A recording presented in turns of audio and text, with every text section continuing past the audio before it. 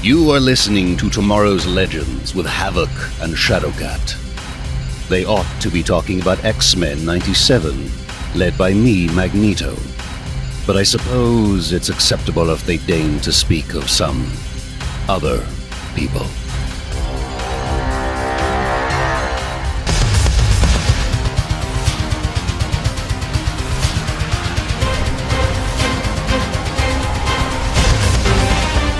Yes, welcome fellow mutants to a bonus episode for our coverage of X-Men 97. Just when you thought we were going to go back to traveling in the time stream, waiting for who knows how long for season 2, we are back and have we got a special surprise for you today. As we are lucky enough to be welcoming to the show the voice of Bishop, Isaac Robinson Smith, and I am the super excited today, Havok. And I am the also excited and unfazed Shadowcat. So just a quick reminder for everybody that's new to the show, this is one of the shows on the Cybercast Network, Tomorrow's Legends, who just finished their X-Men coverage. We are also eagerly awaiting Superman and Lois, the final season that comes later this fall. We also have the Mandalore podcast, which is waiting eagerly to start their Acolyte coverage, and that begins tomorrow. So get watching your Star Wars, and then dive into DC, where they're currently talking about Dead Boy Detectives, I believe, getting into the first few episodes of that, as well as Cybercast and Cyber Movie Review. Those are other bonus shows on the network. So, without further ado, let us welcome to the show Mr. Isaac Robinson Smith. Thank you for being with us. Hey, that intro was killer. That was so much fun. I got excited again. I was like, oh, the show is so... I'm such a huge fan for it. So thanks for creating that. I loved hearing Matt on that. That's fantastic. Everything was great.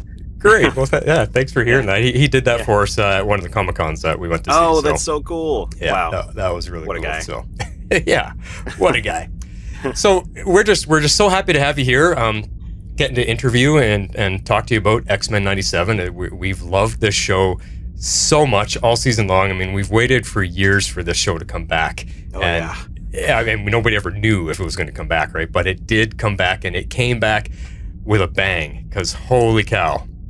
Yeah. These episodes were dramatic. The writing is top-notch. Your guys' voice acting, out of the park. Just amazing. Oh, well, thank you. I mean, it's been amazing for us, too. So thank you for saying all that. Oh, yeah, for sure. So with this discussion, we're just going to play it loose. We're going to have some fun. And just if we go off on rants and tangents about whatever we're going to nerd out towards X-Men, we're not going to worry about that. Great. Just keep on talking. Cool. All right. So to open the discussion, I'd love to hear what your path was to voice acting. If that was something that you had planned all along and wanted to get into, or was it kind of like a chance opportunity and you're like, man, I should just try this because it landed in your lap? Yeah, you know what? It felt very... it's a really good question.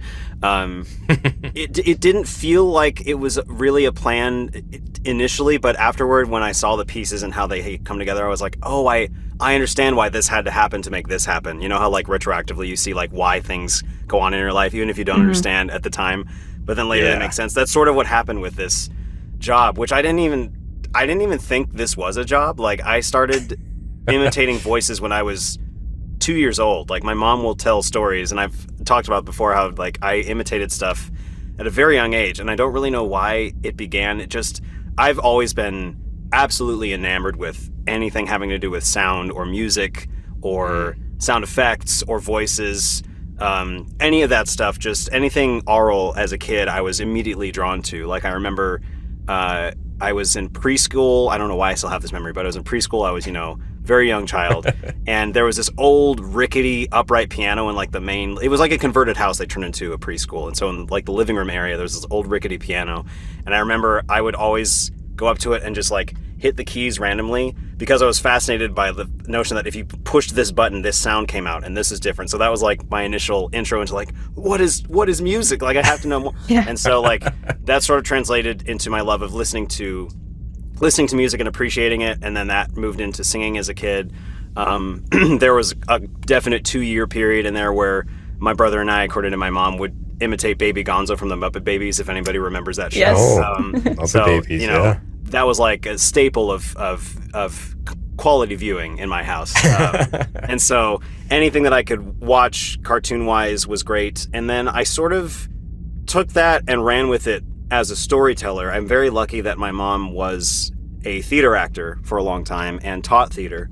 And so all of us kids that she had, I have 3 other siblings, we all sort of had a center in the theatrical arts. And so there was no pushback as far as pursuing that as a career and jumping into that. You know, I grew up listening to musicals in the car going to Yosemite every year. And so like just theater was like our whole life. And so eventually I kind of took that idea of storytelling, and my brother and I would just make up our own episodes of like Yu-Gi-Oh! And Pokemon and all these things from the 90s that we loved. And so eventually I just got to a point where I was just doing voice imitations all the time, and I would do them with my brother and we would make up stories, and it was fun. And then in high school, I had it was an interesting high school because it was a performing arts high school, so there was a lot of different kinds of minds there, which was really amazing. But I started to get to know friends by doing magic as a kid. I was the magic guy in high school, which is, you know, super super cool for that high school. I don't know about other schools, but like in my high school, people dug it. I love magic. Then, that's great. I know. David Copperfield's hero of mine when I was a kid. And then for whatever reason, in fact, magic is the reason I got into performing, because I like realized the impact of doing something for someone else and having them have a reaction of awe or inspiration or being taken away from reality for just a second for this illusion. I was like, that's cool. I want to do that for other people. So I kind of remembered that. But in high school, for whatever reason, somebody was talking about an episode of SpongeBob, and I sort of sheepishly said, you know, I could do some impressions from the show, not really knowing what that would mean. And I started to do them for my friends, and they all started laughing, not at me, but like because of what I was creating, the character voices. And I was like, oh, this is interesting. I don't know what this is, but this feels like something bigger than what it appears. And so I then became like the guy that did voices at high school, which is pretty cool. And I did a lot of little projects for friends, and I did my own stuff. And then the real turning point for me, because at that point it was just like a hobby. It was just like, oh, I'm just doing this for fun, and I enjoy what my friends say, and I have a lot of fun imitating voices that they know, and you know, I love the cartoons that I'm watching. But none of it connected as like this thing that I'm doing is a job that people have. Like I knew that humans did the voices, but it didn't make sense that that was something that was a viable way to earn a living until I watched an episode of probably still my favorite interview show of all time for actors, Inside the Actors Studio with James Lipton.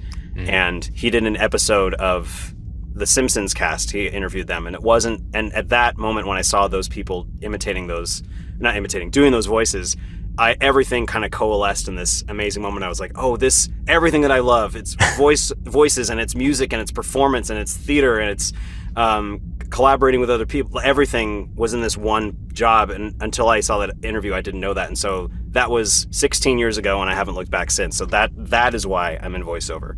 It's because everything that I love, I saw in these people that I admire so much, and I was like, I want to do that. And so it was a very long story long. That's how I got into No, that's fascinating, because you had all this early training that you didn't realize was preparing you for that shining moment. Exactly. I had no idea, but looking back, it made a lot of sense. But that's how it all started. Wow, fantastic! Right. That's a great path to have to get into it. And now the sky's the limits, right? yeah, I hope so. Yeah. My goal is just to stay gainfully employed. That's really all I can want. Well, I mean, looking at your IMDb credits, I mean, you're in Voltron and Final Fantasy. You've done there's a whole ton of things you've been doing that you've been part of. So I mean, you're just wherever you can go and get practice and continuing your craft. Yeah, exactly. That's cool. Yeah, thank you. Mm-hmm. I mean, I love hearing that, because it's usually like you start out as a fan and then you make your way kind of into those spaces to be able to tell those stories too, and it's just kind of a full circle moment. I feel like for a lot of us, it's kind of I have a film degree, and I've worked kind of on the peripheral of that, and that's kind of the same reason of like I love this world so much and what it can do for other people. Like what it did for me, I wanted to kind of pass that on to and be able to tell those stories. Exactly. And I think the authenticity of the joy that voice actors have is something that I really value being part of this industry, because there's no one that I work with or know that's like, I just kind of do this because, I have to. It's like, no, everybody like loves this work. And I was kind of reminded of people that really, truly enjoy it are the people that stick around for a long time. I went to see a event for Ahsoka, going away from X-Men, but there was an Ahsoka event, and they had a lot of the stars there. And one of the people that I connected to the most was Doug Chiang, who's basically been designing Star Wars since 1995. Oh, yeah. And the way he talked about, I mean, he's been at Lucasfilm for almost 30 years, but the way that he approached talking about his work, it was like he was an 8-year-old that just got hired at the company yesterday. That's the energy that he had. And I was like, that's the thing that I want to emulate. Like that, I don't want to lose whatever that is, whatever he's giving. I was like, oh yeah, that's such a good reminder of like, find the joy and it will continue to give you what you need. So and it's like staying young at heart. That's how you find so much enjoyment in life. Like just be a kid, just continue to play. Exactly. So yeah.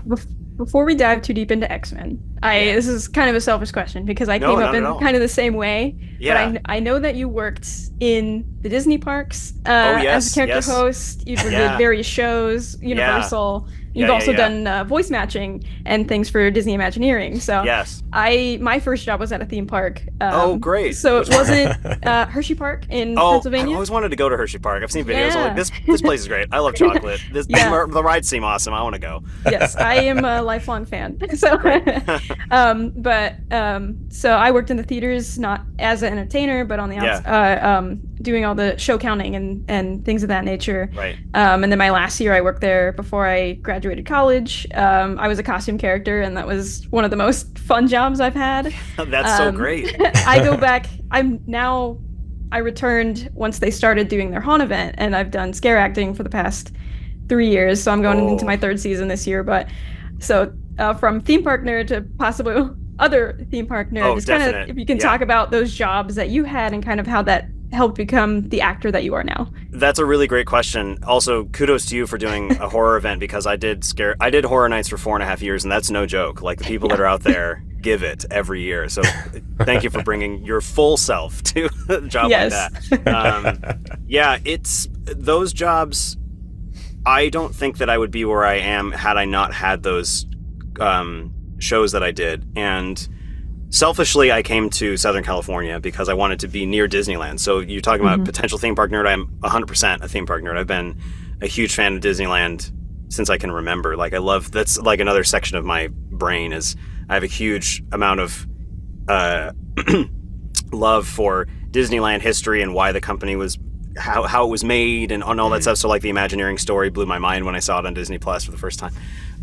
But the ways that the shows gave me a space to hone crafts in a way that I wasn't even like thinking about was really unique. Like for example, at Universal I did, like you said, a bunch of shows there, and a lot of them were improv heavy roles. So like I did, I was a performer at the Transformers for a couple of years, doing voices, and I was a Who for Grinchmas in 2014. And I did, there's other things I'm blanking on right now. I worked in Wizarding World of Harry Potter for a little while as a performer, but all of that stuff and I was also a tour guide for about two and a half years on the tram. And then I did the VIP experience as well. But all of those roles, and I'll get to Disneyland in a second because it's a whole other piece of it too. All of those roles really helped me cut my teeth with really incredible people. Like, I love the notion that when you work with somebody that's better than you, you're automatically getting better yourself. That was definitely the case. I was working with extremely high quality veterans of performance and improv and theatrical experience while I was at Universal, and I was like finding my way through that path, and it just built me up to a place where I felt more confident about my performance, more confident about my interaction with people, more confident about how to be with other people. That was a huge lesson that I've taken into my own career. And also I'm just a huge fan of the parks themselves. Like working at Universal, our IDs allowed us to go on the back lot and walk around whenever we wanted. So I would take, jogs down Courthouse Square and listen to Johnny Be Good on my days off and things like that. And, but that was just, it was so cool because it reminded me of how important it was to continue to learn while pursuing what I was learning in voiceover. And on the Disneyland side of it, there were things that were also being taught a lot of different things, like how to emotionally connect to people. I think Universal and Disneyland, but there were specific Disneyland memories that I have that I loved, like when I was in the Dapper Dans of Disneyland for about 4.5 years, and the choices that we had to make when we were in our sets that included no structure, because there were 2 sets, at least when I did it, where there were you just go out there and you sing songs, and the lead, which is my role, would kind of decide the transitions and how to interact with people and talking to the other guys and figuring out, what we would say in between songs. Yeah. And that was fun because you're basically creating a full new fresh show depending on what the audience is giving you and what you're feeling and what the environment is. And none of that can be, I think there's no better way to be taught all of those skills than wrapped up into those positions that I had. But even more so was the networking that happened as a result of that. Like, I got to know a lot of people there, which led to a lot of voiceover roles that I did for the parks subsequently. But yeah, the thesis is that the way that I got to interact with people and learn how to be a person that wanted to do this, but also connect with people in a way that helped everyone, I learned because I worked in a theme park for 11 years. And I just got to know so many thousands of people from all over the world because of it. And I could go on and on about that, but I hope that answers your question. I don't know if I did, but oh yeah. Yeah. Yeah, no, absolutely. I mean, the fact that you said it got you to practice your emotional connection, because there's a lot of people that come there and they see these Disney characters come to life. Yeah. And that's just, it's a dream for them come true. So you're kind of providing that experience for them, that whatever characters you're playing. So you have to be able to connect emotionally to them and see what it is they're reacting to. And yeah. The thing that I've heard a lot in voiceover is a lot of the best ones have some sort of theater grounding or theater development they've gone through, just because that really helps to, because when you're doing a voiceover job, you don't get the audience and you don't get the music and the surrounding settings or a direct. I mean, you do get a director, but sometimes you're not even with other people entirely. You're alone in your own studio with people on Zoom or whatever. And so to create that feeling of full immersion with a moment just by yourself, I think it helped that I had that feeling over and over and over again in person with all these people and these audiences and these shows, to then be like, okay, that I remember that, I have to create that again for the animated world and for the audiences that will be watching it, that I don't necessarily know who they are, what they're responding to or what they're thinking, but I know that this will have an effect on someone and I need to provide that. So you're right in that regard. Very cool. Since you're such a fan of theme parks, have you ever been to Canada's Wonderland? No, I have not. There's so many that I need to visit. Because that's where I am. I'm up in Canada, so I used to have. Cool. I used to get a summer pass and go every year. So. Oh, that's great. Yeah, it's Canada's biggest one. It's basically Canada's rival to Disneyland. So. Oh, I gotta come see it. That's great. That's really cool. So going back to X-Men for a second here, like. Oh yeah. I was doing a little bit of research, and I see that you grew up watching X-Men, the original, with your siblings, and used to love that. So I was curious, other than watching the cartoon, how big of a fan of X-Men were you before auditioning for the show? And was Bishop always the one that you were trying for, or did you just audition openly and they gave you that role? That's a good question. X-Men was sort of it's hard to put it into words. I feel like my X-Men fandom was sort of at the zeitgeist level. I guess it wasn't like completely like imbued in me like I'm a huge like X-Men fanatic. Like, it was definitely something I really enjoyed, but it wasn't something that I really knew a ton about growing up. I mean, I knew about it growing up because I watched the show and everything. My gateway into Marvel was the 2002 Spider-Man, Tobey Maguire. That was the thing that really changed everything for me. It came at a point in my life where I needed it to happen. I was 12, and just everything about it kind of it reminded me of some kind of, it was like the coolest fantasy that I had seen at that point, just because of how the characters were and how I related to Peter Parker, and just the way that it was written, and then the research I did on the character and why Peter was created and why Spider-Man was around. There's so many things that were fascinating to me. So that really drew me into the Marvel world. And then, of course, I watched and connected with my friends on the X-Men films, actually, the live action. And then X-Men sort of became dormant for a while. It's still back there. I still loved it. I still appreciated it. But when this opportunity came around, I didn't really expect to feel this way. But and this has been said by a few of the other actors, that when we got the audition information, it wasn't something that was blatantly said, this is X-Men and it's coming back. It was under a pseudonym, and the characters were all had different things. As usual. as always, because and NDAs and all that, and it being Marvel, I understand they want to protect that. But once I figured out that that's what was happening, I don't know, I can't explain it, but it was like there's this feeling I had that was like, oh, this is very significant. Like this feels like something is going to be. I couldn't believe that I was reading the names that I was reading again, because once I got past the false, names and all that, and I could see the content of what the scripts and the auditions were actually saying, I was like, oh man, like, this is really X-Men again. Like I couldn't believe it. And so Bishop was not someone I really knew about, honestly. I saw like his appearance in the live action, which wasn't a ton of presence, but I knew he was there, and I auditioned for the first round of characters, because they did it in a couple rounds. They did like the first initial round of characters, then they did the second batch of them. And I think in the first one, I can't really remember, but I think I auditioned for Professor X. I think it was one of the things I sent out an audition for. Wow. I'm really glad that Ross got it because he's incredible. But yeah, it was like Professor X and like one or two other ones that I thought, I think I can do this one fine, and then didn't hear anything for a month and a half, and I was like, okay, well, that's great. X-Men is going to happen, and I'm really excited, but I won't be part of it. I just kind of let it go. And then I got a second email a little bit later that had the same code name on it, and I was like, oh, this is more stuff, but okay. And then I saw Bishop in there, but for him, Boris was the code name for him, so it's like really bizarre.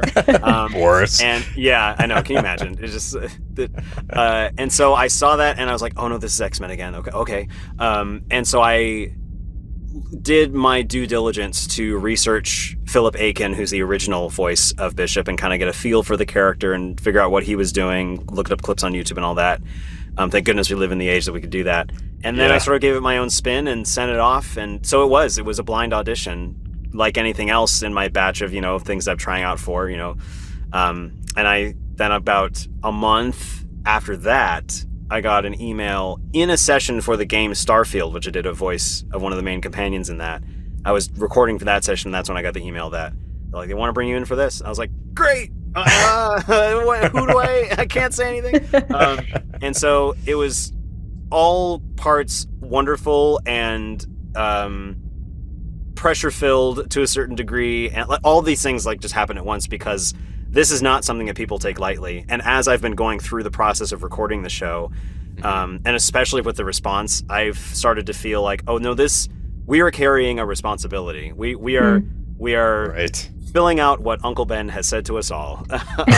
And so, but it became something bigger than I even expected, especially when the show actually came out. Because I, started recording in early 2022. So right. I had to shut up for 2 Comic-Cons and multiple other shows coming out that it would have killed me. Yeah. Oh, well, here, I'll tell you the story that I actually I don't think I've told this story yet, but the thing that really was just killer for me was I was working for my really good friend, Harley, works for this company called Boom Studios, which produces incredible comic books, like Berserker, the Keanu Reeves one, and Something is Killing the Children, and all these amazing stories. So she brought me in to work for this booth at Comic-Con in 2023, last year at San Diego. And it was great, and I had a really good time, and I got to, got a free room at the Hilton. I got to pass the con. It was all really, I was spoiled. It was great. Met a lot of friends. The thing that was hard though was I knew that X-Men was happening, and I knew that it was coming, and I knew that I was in it, and I knew I couldn't say anything. And so, but the most hilariously frustrating thing was 20 feet to the right of that booth was the massive Marvel booth with all of the cool panelists and this whole line of X-Men apparel, and I was like, and I can't do anything about it. I just have to no. And then also, in addition to that, across the floor in the Hasbro section, they just premiered the Hasbro action figures of X-Men 97, and Bishop was in there. And I just had to walk by and be like, this is amazing. I just look like a weirdo just walking past this glass case a million times and nobody knows why. But so it was, the anticipation of it was very high at that point. And then also earlier, I think maybe in that Comic-Con, maybe another one, but they revealed the character designs for the first time. And I hadn't seen Bishop in full view, and the first time I saw him, that was a cool moment, because I was like, oh no, this is real. This is happening. I didn't get replaced. I'm still doing the show. And so having all of that come and knowing that there was already fan anticipation was amazing. But yeah, that was just a fun moment for me to like not be able to say anything and have it basically like surround me during that point. Oh, I can't imagine all of it hitting you at once. Just the realization of it. Yeah, man. Yeah. Anyway, I keep going off on these weird It's good. threads. It's good. No, it's fantastic. No, you actually answered a few of our questions about the audition process and things like that. Yeah. But you talked about it being kind of stepping into the legacy of the show and how the responsibility of that. So I want to know, like, what did it feel like to receive that first script for the show and start recording? It was pretty emotional, honestly. Yeah. I actually kept when I got the script, I got, the first one, and I think it was the title of the first one, To Me, My X-Men on it, had my name and the watermark across. So that was already cool. I was like, this is an official script with my name on it. I still can't believe it. But the thing that really set it up that I've read over and over again is the creators and the writers, which the creators of the show I give full credit to. I went to a party that one of our producers, Sean, had at his house with all the people that aren't on the acting side of it, like the production team and the people that are in animation and the compositors, all that stuff, and just seeing the wealth of talent, I was like, you guys are why the show is amazing. So one of the things that was great is they created this page that was before the script actually started, and it was an amazing description of what the show was going to be. This is, early 2022, where it said, like, welcome back to 1997, where it's a time of beepers and all this stuff, and we're setting up the melodramatic kind of soap opera-ish tone, but we're elevating it into a way that makes sense with, the story that we're trying to tell with these characters. And the thing that really got me emotionally was they had this preamble, and this is just in our script, they had this preamble with that text, and then it said, and with all that said, previously on X-Men, and then set up the first episode, and then the script started. And I framed that, and that's above my desk now, as like my memento of like, I've privileged to be part of something so amazingly impactful. And so that page will probably stay framed. It'll stay in my various offices in my life or various recording studios. But like, it really felt like once I read that, I was like, oh, here we go. This is the big one. This is important. We got to do this right. So it has felt and continues to feel just humbling and exciting all at once, continuously. That feeling has never gone away. Well, with the success of the show, I mean, they're saying the numbers are some of the highest Disney Plus has ever had. Yeah. And the viewership, like, wow. And it's highly on IMDb. It's got an average rating, 8.9 or 9.5 or something like that. Like, it's crazy. I know. I put on my Instagram story that it is currently, at this moment, the highest rated Marvel project ever done. Like, it beat Endgame, and it beat No Way Home, and it's so crazy. And the kindness that I've received from fans and my friends has been the biggest reward, I think, because that's the reason why things go or they don't, is the fan response and the people that are watching, and the fact that they're on board is like, okay, cool. We did it. We're just gonna have to keep making sure that we maintain this bar. But I think we can. I mean, the people that we have supporting us are unmatched. So, well, you guys got picked up for 2 more seasons, so that's fantastic news, right? But we're having a lot of fun. I mean, just the success of the show tells you how hungry the fans are for more X-Men. Yes. Yeah. Oh, for sure. Like, it's time. It is time. Oh, yeah. So. Definitely. I mean, I remember I saw Cal Dodd in an interview said, I hope there's a feature film. And I'm like, that'd be cool. Let's do that. Yeah. But get some more animated feature films. Get the feature films. Get all the X-Men. That's what I want. Yes. I know, right? Yeah. Yeah, just nonstop. Well, sort of along the line of what you've been talking about, what does it feel like to bring Bishop to life in this new era of superheroes? Because he's now getting a lot more spotlight than he ever did. Because like you said, when you got introduced to him, when I got introduced to him, I didn't know a lot about him. This show and the original kind of introduced me to Bishop for the first time. So what is it like to bring him to life now with superheroes so popular? It's very... It's such a good question also. I really enjoy the challenge of taking on something like that in this world especially, but also the fact that I get to kind of put my own spin on it at this point is interesting, because Bishop's story hasn't really been, other than the comic books of course, hasn't been told super extensively. So I kind of like that idea of a character that is given a new light and a new presence. So that's exciting for me. The other thing that I really enjoy about it is with the current conversation surrounding representation and actors and superheroes of different backgrounds and things. And I've talked about this before. It was an interesting parallel that I began to draw with myself as a black actor, but also with Bishop specifically because, and this is something I just figured out, like a month or two ago. After recording everything, I was like, oh, I understand more now. The fact that Bishop is literally a man out of time is a very personal idea to me because I'm a biracial person. I'm half black, half white. And so by definition, I fit in no category, completely. I'm in between and kind of skirting through and around different, communities and ways of feeling and identity. And it's a constant battle for me because it's something that I never really will settle on. It's something that's kind of my Achilles heel in life, is feeling like I don't fit in a lot of places. Right. And it might be rooted, I feel like it's rooted a lot in that, and by default, not fitting in one or the other. And so to play a character that simultaneously is extremely powerful, knows what he wants, and has a very intense he has a lot of intention in what he's trying to get done, based off of his own morals and everything, and also trying to balance multiple timelines by doing it. I was like, well, this guy doesn't really have a home either. He does not really settled anywhere, and you sort of see that reflected in his, I think, in my interpretation, in his feeling and in his story. It's like he's trying to do the best that he can, given the fact that there's not really one place that he belongs.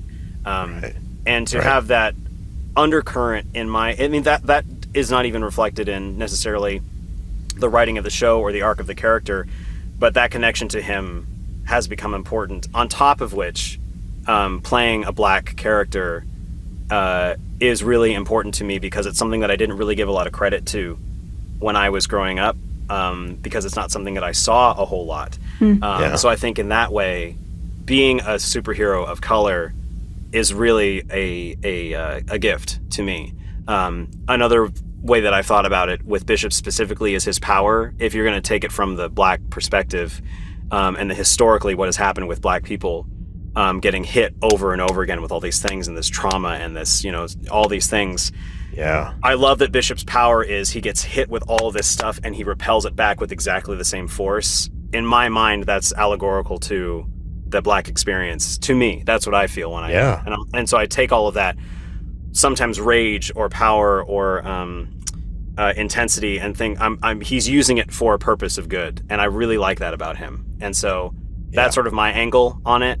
And so taking Bishop into this, however, and also all the things that he's been doing, and the ways that he's kind of imbued, because he's not, he does kind of float in and out of this storyline, but I sort of like that kind of man of mystery vibe about him as well. So there's a lot of elements of why I like taking him into this new era and the reasons why I think it's cool. So I think that got to your point, I hope. But that was actually a beautiful answer. I mean, I love how you relate to the character of him absorbing the energy and be able to give back what's thrown at him. Yeah, you worded that perfectly. I can't even spit it back out at you like that. Thank you. I appreciate it. It was a perfect answer. Great. Yeah, and I mean, when you talk about like the X-Men in general as a storyline, and why I feel like probably a lot of people really want to see X-Men stories and relate to those characters a lot. I mean, there's many stories out there where people can really find both the universal message, but also those really intrinsic kind of personal ones too. Right. And I think you just said that with Bishop perfectly. But a lot of different communities, for the allegory of fighting back against the oppression, against all of these different things that are happening. Like for me, like I'm bisexual, so I'm in the queer community, and like I find that's probably why I was drawn to the X-Men really early, before we even had the language of necessarily knowing what this was. So I just love hearing people's personal connections to the characters and the storylines and things of that nature too. So thank you for sharing that with us. And just thank you for saying that, because it's so powerful and so great to hear that from you and from other people. Like, 'cause that's the power of this group of people. These X-Men. I mean, it's so that's also part of it too, is just seeing what people get from it on all spectrums of everything. It's awesome. Well, that's always been the underlining story and theme to X-Men is these are different people. Can we just accept them? Like, why are we calling them mutants? They're just people with abilities. Let's accept them. I mean, that's been their battle for 50 years, forever. Right? So, yeah, exactly. Yeah. So I think of talking about kind of being with Bishop and relating to that. I know at the premiere at the El Capitan in Hollywood Boulevard, you actually kind of dressed up as Bishop for that. Yes. And I know that there was all the cast and creators there, and a ton of fans were there who were dressed up and had cosplay guests and things of that nature. So what was that experience like to see those first 3 episodes kind of live in the community? It was so cool. Man, I don't think that there's any better way to watch a show. Like, I mean, first of all, the fact that Disney took the time to make an event out of it like that, so unexpected the way that they had it all happen. I did not think that there would be a premiere. I did not think that they would set up something like that. And so to have that, to have the foresight by Marvel and Disney to bring it to that level of public interaction was so cool, because I was like, well, that's reserved for that's for the movies and that's for the live action TV shows. So like the fact that I showed up and there was a line and there was the marquee had our show name on it, and we got inside and they had the Magneto's cereal and Hot Pockets and popcorn and to meet the crew. Well, I think 4 things when I think about that premiere. One, being amongst the people that I love, which are these fans and the nerds, and also dressing up as the character that I voiced, it was just so cool to have that moment, because I was like, this is never going to happen again. I got to go for it. So I did it, and it was super fun. 2 was seeing it in that size and that scope, because the El Capitan Theater is it's a gorgeous venue. Disney's had it forever, and I know some of the history of that. The first movie that premiered there was The Rocketeer, when that movie premiered, and they got all the Disney projects since then. But to see it on that screen and to hear the theme song in that speaker system with that volume and bass, it was like, and the theater holds 1,000 people, so like all 1,000 people in there just screaming their heads off. It was like, and we get to be the ones that did it, and so that was cool. It was also kind of fun to see the slow realization of who we all were, because like some of my friends showed up and they're like, hey, it's good to see you, and then they would learn I voiced Bishop and they're like, what? They had no idea. And so that was great. The third thing was getting to meet the cast for the first time, essentially, because a lot of us had been recording isolation-wise. That's what we were wondering. Okay, great. Yeah, so for the majority of this stuff, and this is kind of a general thing that I've experienced, at least in my career. I know, it's oscillated in different time periods, but generally we are recording by ourselves with nobody else but the director and our beautiful director, Meredith Lane, who's a force to be reckoned with. Right. And all the other directors as well that have come in to help us out. The whole team is just so great. But we're alone, essentially. And so getting to meet the people that you've had scenes with, or the things that you've done, or like the part where Bishop and Cyclops are shooting in the Hell episode when they're shooting the demons and all that. And they look at each other and say, "You're welcome" to each other. I didn't know that they were talking to each other till I saw the episode. I was like, "Oh, that's what that was." And so to see those moments of how everything connected, and then to meet the people that did it, was so phenomenal. And the cast is such a great family. We're all in it. We all text each other and we all catch up on what each other is doing, which is really great. Yeah. And so that was cool. The core memory, though, I think, of this whole experience, to bring it back to my childhood, was, first of all, sitting in the theater watching the thing and having it, the theme song and all that. But my mom and my brother and one of my best friends in voiceover were there with me, and seeing the moment where my mom got to see the episode and look at me and then watch the episode. And to me, it was this full circle of it's kind of like a look at what I did, look, mom, no hands kind of thing. It's like, look at what I did. Yeah. And starting from this very small action of imitating voices to then getting to take her to a Hollywood premiere for a show that I was in that meant something to people, that was a big deal for me. So that I'll carry that for a long time. Man. That's a memory you'll have together for the rest of your life. Yeah, for sure. Yeah. Oh man. So you mentioned that you guys all recorded separately. So I was curious, how difficult is that to get the right emotion when you're either reacting to what one of the other characters saying, or you have to initiate an emotional response and hope that they're going to react to you properly. Like that's got to be a little difficult. It is. It gets honestly, it gets easier with time, just because that is something that's required of every voice actor in animation. A lot of the time, there is not a lot of external support that you have for like how the characters will sound and feel and all that. So you have to create that. But the key is having an incredible creative team.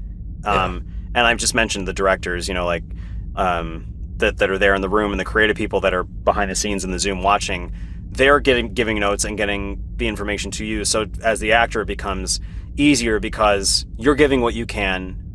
You get the space to create the moment how you see it. And if there are any tweaks, they'll just suggest another way, or they'll suggest a different thing. Or can you try a couple of ways this direction? I remember I think it's out there now, when Matthew and Ross were talking about the final scene in the last episode where Professor X and Magneto are inside of Magneto's head and there's the water and everything. They said that they recorded that scene like 6 or 7 different times in different ways with different emotions, because there was they wanted to make sure they covered all their bases. And so as an actor, it's cool because it's like nothing feels like you're making a mistake, and that frees you a little bit because you're able to give your own instinctual performance and then get directed one way or the other. But it never is like, oh well, that sucked, do it again. It's never like that. And so that's a huge percentage of it. And the other percentage of it is just having the imagination to. It's what you said earlier. It's about not forgetting to play. And that's something that I have to remind myself of all the time, is because, and this is an amazing analogy that Richard Horvitz, the voice of Zim and Invader Zim and Billy and Mandy, said. He's like, you got to remember that at one point in our life, we were kids in a sandbox playing with dragons and castles, and that world existed, and your mom would say, time for dinner, you'd break away and say, okay, cool, I'll be there, and you'd be back in that world, and nothing else really mattered, and it was all real. Is like, that's the thing that you just have to carry into your adult performance. You have to remember that play and that full realization of that world is what you have to just maintain. And it gets harder when you get older because your reality sets in. You get older, the world becomes what it becomes for you, and so it's creating that and letting everything else kind of. And there's vulnerability to it, and there's some nervousness probably, because kind of letting go and letting yourself just fall into a moment completely immersed without any sort of walls is difficult the older you get. As kids, it's easy because you're just playing, but as adults, you have more rules and there's more structure. So letting go and just being free is the key to it, and that's how you get those moments. But that's what I love about this job, is sometimes these are the only moments in my day-to-day life where I do get to let go and just be completely free with no holds barred, and that's where the fun begins. And then I start to remember, like, oh no, I should bring that into my real life. I'm still me. I can still do that, but that's how those elements, I believe, are what make it happen, to create the emotional moments without anybody else there. Yeah. Very cool. Well, I mean, now that we know we got season 2, you guys have mostly recorded season 2, but season 3, with the pandemic being done, are you able to get into booths together, or at least across from each other now? I haven't really experienced that.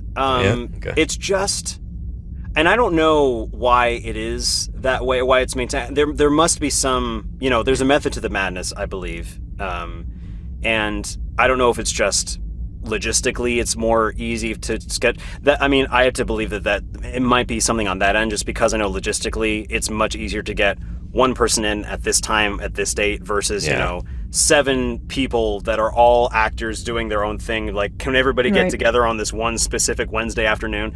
And yet there's a joy to that I would really like to experience, because I watch, I've watched the group records of like Family Guy and Futurama.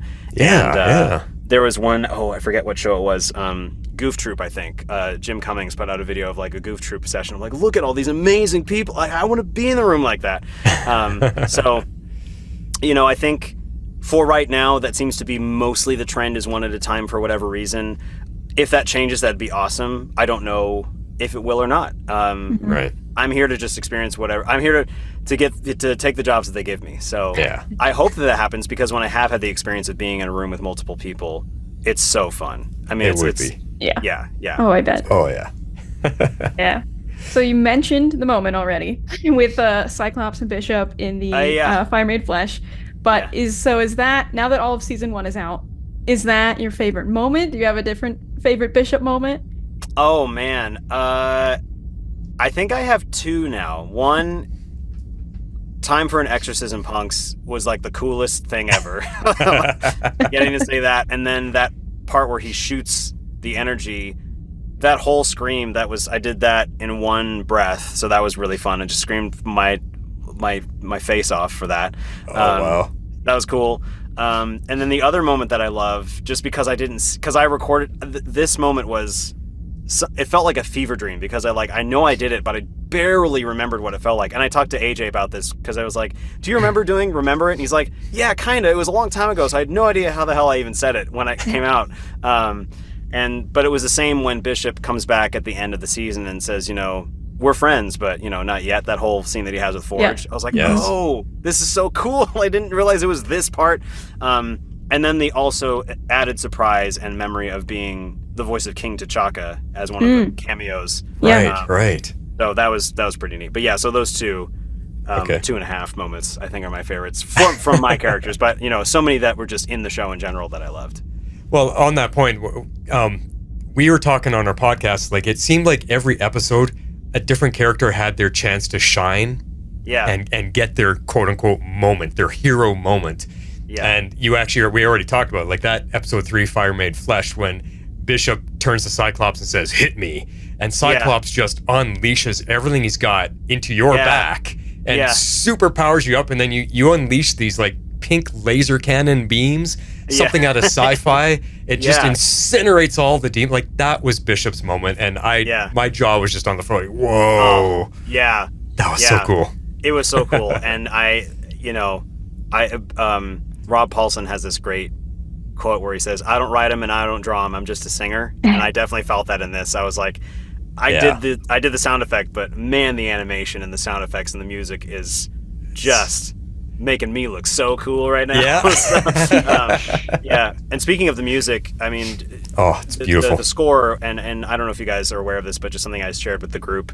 The Newton brothers are, I want to meet them because they just elevated the show in just incredible ways. The Hollywood Reporter just put out a release that there's a 2 LP vinyl of the soundtrack coming out in September that you can pre-order right now. Whoa. It's not. I promise I do not work for. I mean, I do. I do work for Marvel, but this is a plug that generally is from a fan of, like, the soundtrack is coming to vinyl, and I can't wait to get a copy. And there are all of us on it, and definitely. So anyway, very cool. So all of those elements made that moment super cool. But thank you for pointing that out, because that was a very cool hero moment. It was such a cool moment. And then continuing to nerd out about Bishop, like, his power, like we talked about, absorbing energy and being able to redirect it, it's never really been stated what the limits are for it. So for you, I want to know, since you're voicing the character, how far do you think he can push it? Like, do you think he could absorb a blast of a nuke, say, if a nuke hit him? Could he absorb that and then redirect it? Because that'd be pretty friggin' scary. Yeah, I don't really know, but I'm excited to see what the limit. This is a question I haven't been posed yet, because it's not something I thought about, but I want to believe that there is a much higher limit than we're aware of that Bishop can take on and then reflect.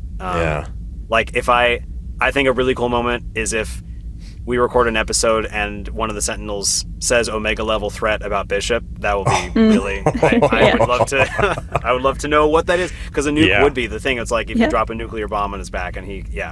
So, but who knows? I'm very excited to see what could happen. But as of right now, I don't think we've seen really where he can take the limit. Where he can take it, absorbing and pushing things out. I mean, what Cyclops did in that scene, that's got to be pretty high powered. Yeah. For sure. Yeah. Yeah. If he can go beyond that, watch out. Yeah. Totally. For sure.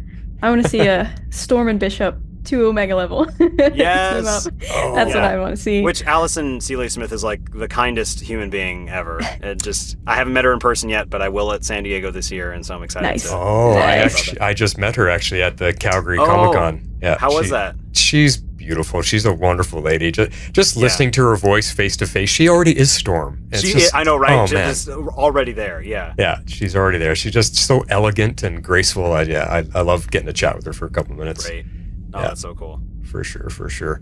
Another Bishop question here. If you were writing his story or a story for Bishop, where would you like to take the character? Is there something that you'd like to see him accomplish or have more growth in? Since we're all very much getting to know him now, so. Yeah. If I were writing him, I would want to see the progression of his existence in his world from being... I want to see... I mean, it sounds horrible, but I'm very curious, but I want to see... Like, I want to see when the branding happened for him. When was he branded with the M on his face? How did that happen? How did he reconcile that idea? What was it like, again, coming from the Black experience, growing up as a mutant of color? You know, because that hasn't really been addressed as far as like something that's similar to the human world. I mean, we've seen it with, you know, the mutants that are like above ground and below ground, with the Morlocks. With the Morlocks, exactly. Yeah. But just as a person who has personally had those experiences and still am growing up, I would love to see what that was like. What was his family like? Who did he run away from? Like, what went on? There's just a lot of mystery to him. So I would love to see the moment of genesis of his existence to realizing his powers to then figuring out what he had to do to follow the dream that he never got to see fulfilled in his timeline to when the brand happened. Just the moment of creation of Bishop. Because I feel like there was a moment before and a moment after he became who Bishop is. Yeah. I would want to see that story. I like that idea. Because a lot of the X-Men have had sort of origin stories told and visualized, so I think you're right. Bishop needs his shot. Yeah. So going back to some of like your favorite moments and stuff, I love the exorcism part 2 in terms of action and just seeing the full power. A kind of a smaller like comic book nerd side for me is in that last episode when you said the conversation with Forge, like we're friends but not yet, but you also get to say Daniel, which is Forge's real name. Yeah. But that has never been established within any X-Men media up until you said it in the show. Yeah. So you kind of have that like that history of being able to be like, you're the first one who gets to name Forge. I didn't even think about that. Thank you. I love learning new things. I feel like I like when people know more than I do. Yeah, he's never been. He's only been called Forge in the comics and any of the other media he's been in. So that was the first time we got his actual name. Wow. Okay. Cool. Thank you for that. I'm gonna take that to the bank. That's awesome. Damn right. There you go. Abby is our encyclopedia. I'm the super fan. She's the encyclopedia. So that's how we. I love the mix. Yeah. Yes. Yeah. So we're getting a little close to the end of our time. So we have just a few more questions here. Yeah. And then we'll wrap it up. But a fun one that I kind of wanted to bounce off since we're on a podcast right now, and if we talk with anyone else, I want to kind of ask it as a series. But if Bishop had a podcast, what would it be about? Oh wow. I'm gonna steal this from an Instagram user called Pucker Ducky, who's made a bunch of memes about Bishop being gone, and there's one that said that moment when you go on a work trip and come back a single father, and it's him carrying through. And so I think if Bishop had a podcast just in this moment, I think it would be about parenting, being a single parent to a kid that you don't, kind of a parenting one, but also like kind of if you're like a big brother or big sister taking on a child, that kind of thing. I think that'd definitely be one. And maybe, I don't know, maybe one about religion, just given his name, Bishop and all that, and all these, Catholic. But yeah, I think a single parenting one would be fun. Single parenting. Yes, that first episode is how to lose your coworker's kid in the timeline. Yeah, exactly. Yeah. And I got so much flack from friends. They're like, "Where were you?" I'm like, I don't know. I didn't write it. It wasn't me. Yeah. And they didn't actually even really give us that answer. Like, what? Did he land in a different time period? Did he just land at a different part of the world? Like, what happened to him in that moment? Yeah. It is still a mystery. Yeah. Time will tell, I guess. Time will tell. Yeah. So, is there another character currently on the team that you would like to have some time with? Like, have a big scene, a big moment, like your Cyclops moment? Is there another character you'd like to see team up with? Oh, gosh. That's a really good question. I don't think that just kind of going off the cuff. It doesn't. I feel like in my own vision of the show. It feels like the most opposite, like people, the people that spend the least time together. I think certainly Bishop and Wolverine. I don't really think ever had any conversation. I would love to see what the two of them would talk about. Right.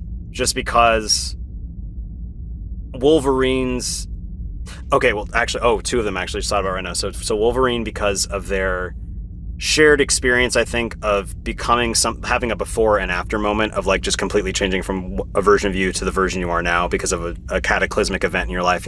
Wolverine with the adamantium and Bishop with the branding. But taking the branding to like an extra level, I would love to have Magneto and Bishop have a conversation about being isolated as a people and what that means. Because we all know about Magneto's connection to all of the events with the Holocaust and all of those things, and that right. So just some large Earth event that shaped who they were. I think Bishop would have. I think they would have a kinship with those moments. I would love to see a conversation with the two of them about that. Okay. Yeah, that's what I would say in this moment. That could change, but that's what I'm thinking of right now. Yeah. Well, yeah. There's one moment I'll tell you about. In my research, there's something that I never witnessed, but apparently in one of the comic book stores, you can see I'm a Rogue fan. Right? Yes, I was just going to say the mic is on point. Yes. There's a story where Rogue is absorbing somebody else's power and it's becoming too much for her. And Bishop actually steps in and tries to absorb it from her to help her depower a little bit, to help her, because it's like saving her life. She's out of control. Taking on too much, so he kind of acts as like a secondary power absorber, and he takes someone away from her. That would be something I would love to see visualized. Oh, I would love to see that. That's really cool. Yeah, I got to read that. That's great. Yeah, I'll find out where I got it from, and I'll send it to Abby, and she can forward it to you. And then great. Yeah, I'd love to read that story. Do that. Yeah, it seems like. Do you know that one, Abby? Know where that came from? Was that from the prequel comic actually for '97 when she's absorbing Sienna Blaze? I haven't read it. It was just I just saw it as a story, but yeah, cool. Yeah. Okay, we'll find out. We'll find it. Cool. Thank you. Anywhere where people can find you that you would like to connect with and see what you're up to, how they can catch up to you, anything you want to plug. Yeah, so I mean, you can see me on Instagram and X as IRS Voices, and then Facebook Isaac Robinson Smith. Okay. Pretty easy. I post all my stuff there, and it's mostly some stuff in life and some things that I'm doing, but also things that I'm part of and projects that I'm in that I'll talk about and promote and everything. So that's the best way to find out what I'm doing. Cool. We'll share all the links when we release the episode too, for sure. Yeah. Well, we just want to thank you so much for coming on Tomorrow's Legends, talking to us about Bishop and X-Men and all of your career and life so far. We appreciate it so much. Oh, thanks for letting me ramble for a while. Yeah, absolutely. Fan to fan. And I think it's fun. You're talking about, again, going back to kind of the legacy and stepping into kind of different periods of time for this. So with having the original and that, I think between the three of us, we are 3 different generations of kind of X-Men fans. So I was not alive when the original was coming out. So I kind of came to it later through the comics and everything. But I know, Martin's was watching it probably live and is reading the comics in the 80s. I just turned 50, Isaac. So no, nice. So I think it's just really cool to see how much these cast of characters, these storylines within X-Men, within the Marvel Comics, is just reaching kind of across generations and across different boundaries like this to really bring us all together. And I think it's really cool, and being able to talk to you as part of that legacy has been great today. Well, thank you guys for creating the opportunity for us to do this. I feel like it keeps it alive in a way that's really positive. Yes. Oh yeah, no, for sure. So thank you so much. We cannot wait till season 2 comes out. We're looking forward to me too. More X-Men and hopefully more Bishop. I want to dive into him because after watching this season and really getting to see what he's capable of, I am so invested in want to learn more. Oh, good. And same with what you said, like what's his story? What happened to him? Why is he here? Just everything. I think there's a lot there to unpack that we need to learn. Yeah. Well, I'm glad you're excited. I will let you know what I know as I know it. Okay. So, yeah. Sounds great. All right. Well, thank you once again to Mr. Isaac Robinson Smith for coming on the show on Tomorrow's Legends to discuss all things X-Men 97 and Bishop. It was fantastic talking to you today. And good luck in the future. We cannot wait to come back. Thank you very much. Absolutely. We'll be tuning into not only, season 2 of X-Men, but hopefully all the other projects that you get to work on. Yes. Yeah, thank you. Appreciate it. Tomorrow's Legends is not affiliated with CBS, Warner Brothers, HBO, or the CW. We're a fan-made podcast for entertainment purposes only and are part of the Cybercast network. Be sure to check out our partner shows, The Mandalore and Dive into DC, covering your favorite Star Wars and DC Comics properties. Thanks for listening.